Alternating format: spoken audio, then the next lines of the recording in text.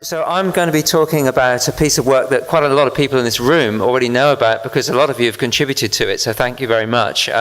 So we've been doing, the team I'm working with have been working on a study on the affordable housing industry, the capacity of the affordable housing industry. Some parts of that research have already been published, but there's more. Most of it is yet to come. Over the next 6 months, there'll be at least there'll be 3 more publications coming out through AHURI from that. So we just first maybe ask the question, what is the affordable housing industry? This is a bit of a sort of new terminology in a way that we've tried to give some sort of meaning to.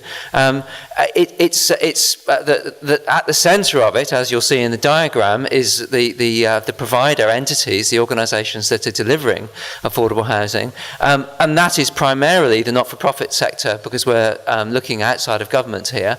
But it's also, in at least in small measure, some for-profit entities as well, especially through the NRAS programme, that are part of the provider part of the industry. But the industry is a much bigger thing, as indicated by the diagram. All the components of it around the edge, all the different stakeholders and support entities and the institutional frameworks that all have to kind of play their part for it, so that the provider part of the industry can deliver what's intended. And around the outside of the diagram of the circle, the even bigger story is the resourcing of the sector as well. In a sense, is a fundamental part of the system, and we have to think about this in a sort of system way. So I'll just move on then to ask about to look at what has been done historically primarily by governments, but also to some extent by the industry itself, to expand its capacity since, I suppose, maybe the 1980s, if you want to take it right back to square one, at least in some jurisdictions. So over that time, we've seen a lot of government-initiated primarily activity, which has included setting up community housing providers, the creation and funding and support of peak bodies at a state level and nationally as well, industry development plans being developed, and in the last 5-6 years, the creation of regulatory frameworks, including at a national scale. But since 2010, a lot of that momentum has kind of ebbed, and the activity has become more diverse, not in a very good way, diverse in a fragmented way. So 1 or 2 jurisdictions have been still pushing things forward, but that's certainly not the overall national picture. And there was an attempt to kind of make this happen more consistently across the country in 2014 with a National Industry Development Framework, but our assessment is that had very, very little impact, because of the lack of a champion and a kind of impetus from the Commonwealth level at that time. New South Wales and Queensland governments and their industry partners have probably been far more active than any other jurisdictions in that time. South Australia, however, is currently in the catch-up mode of creating an affordable an industry development framework and plan, which presumably other states might be aware of as well, and perhaps there'll be others there too. And I think one further thing about the New South Wales model, which I think is something that would be good to be emulated elsewhere, is that it has been, to a substantial extent, a joint enterprise of state government and the industry itself. So moving a bit closer to the heart of the topic for this session, how could the affordable housing industry contribute more substantially towards new supply? I think the sort of the inspirations for this come substantially from overseas, and looking to the USA, for example, the example of the way that the financing system, at the centre of which is the low-income housing tax credit, has seen over 2 million affordable housing units developed since the late 1980s by a mixture of for-profit and not-for-profit entities, and in the UK UK that's maybe a bit better known to a lot of people in this room.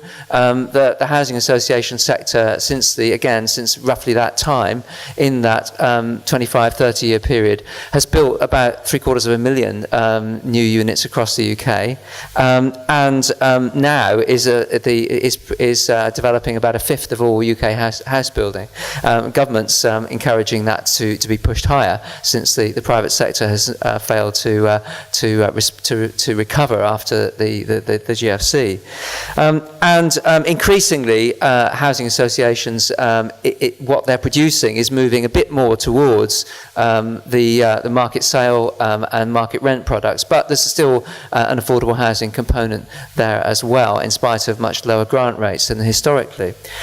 In Australia, how does this translate? What have we seen in this space in Australia?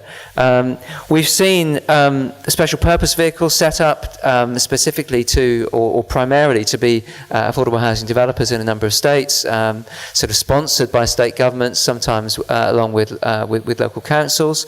And BHC is represented here today, for example, from the Queensland perspective. And traditional CHPs as well, and a few for-profits, especially through NRAS. And I think we've totted up that currently there are about 19 community housing providers across the country that we would judge as having a track record and some serious capacity and experience as developers, not just as tenancy managers, which is much more the norm across the sector. And the industry has actually led the way in some areas, particularly a good example from ACT, where the City Edge development by CHC Canberra was a major new front, if you like, in developing a very large mixed tenure scheme. I think probably 5 years ago or more, and others have followed in the wake.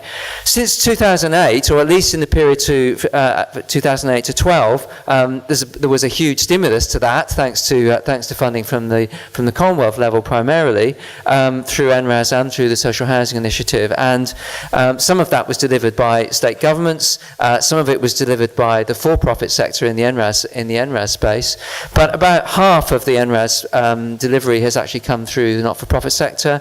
About 3,000 units have been delivered by CHPs directly funded through Social Housing Initiative, and almost as many through the leveraged outputs, the leveraged development that has come as a result of assets coming through the community housing receipt of assets funded through the Social Housing Initiative that Minister De Brini didn't actually mention this morning, and maybe not much of it in Queensland, but in some other states that's something which is a solid fact on the ground. In all of this, the data, unfortunately, is very poor. The numbers here are lots of sort of slightly wobbly estimates, and that's a problem in itself. But it's probably tots up to about 25,000 units that have been developed by not-for-profit providers in the last 7-8 years, which is no tiny number. Unfortunately, although capacity has been built through that, however, there are a lot of barriers that remain to taking that further. So, what are those? Some of them are listed here, and just go through them very, very quickly. There's obviously a great deal of policy volatility that is extremely unhelpful in terms of making the best use of investment that's put into capacity, and that's true at the Commonwealth level. It's also true in certain states as well. There's been a kind of a real result of that has created a situation where currently the pipeline of community housing provider development is the smallest that it's been for a very long time. There is still some pipeline in certain states, but it's shrunk to a pretty small level. And the cost of private finance has remained too high, and there is scope for, through, let's hope, the Affordable Housing Working Group and their consideration about a financial intermediary to redress that problem. There's been, I think, unfortunately, not yet a successful conclusion to the creation of a regulatory system, which at the moment I think has not got to the stage where it's capable of complex project assessment, which it needs to have the capacity to do that, and that's a capacity shortcoming that I'll come back to in a moment.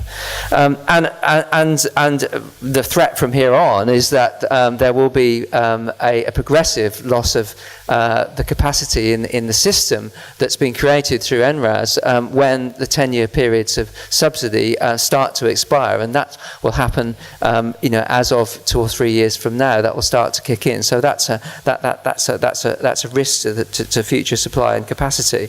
And all of this is about a scenario where it is not a good use of resources to have so much chopping and changing that leads to the degrading of capacity that's already been created.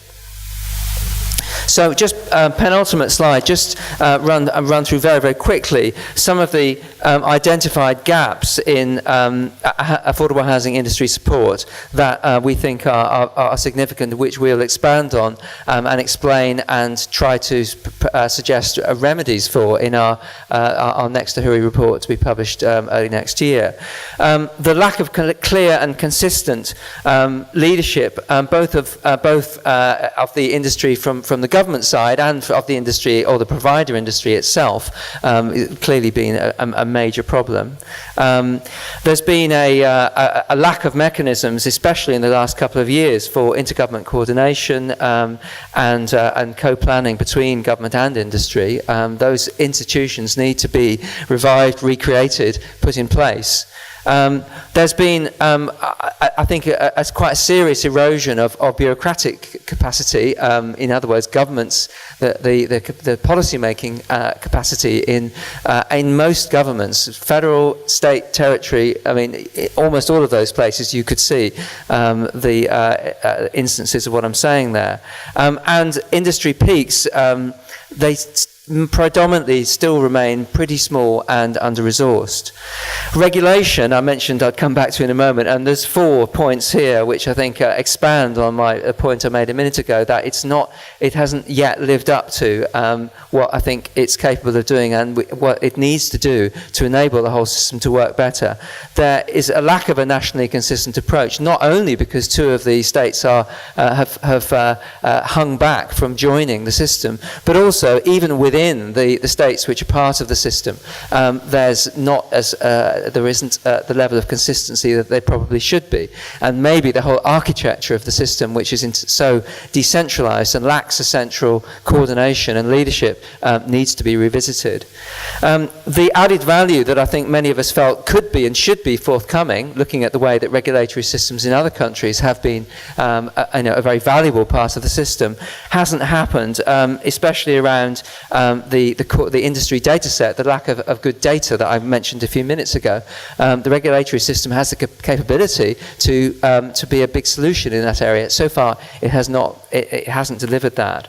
And the advice and the capacity for what some providers might, I think in other countries, in the UK at any rate, have in the past seen as very welcome free consultancy, is not available. The current capacity of the regulatory bodies doesn't offer that. So, and the lack of a framework for harnessing private investment I mentioned a minute ago. The indigenous sector itself is another whole agenda that we look at separately in a separate chapter in our report, which we'll be producing shortly. So, finally, to summarise, the industry, we think, should be thought of as a system, and maybe we should try to, as we, the research team, have attempted to transition ourselves out of talking about the sector all the time. We still slip back into that from time to time, and sometimes it's appropriate to do that, but there is a wider concept, and it's quite, I think, quite useful to try to use the affordable housing industry concept more often than we have in the past. We need to recognise that that industry has got many components. It isn't just providers, it's all the supporting institutions and entities that go with that.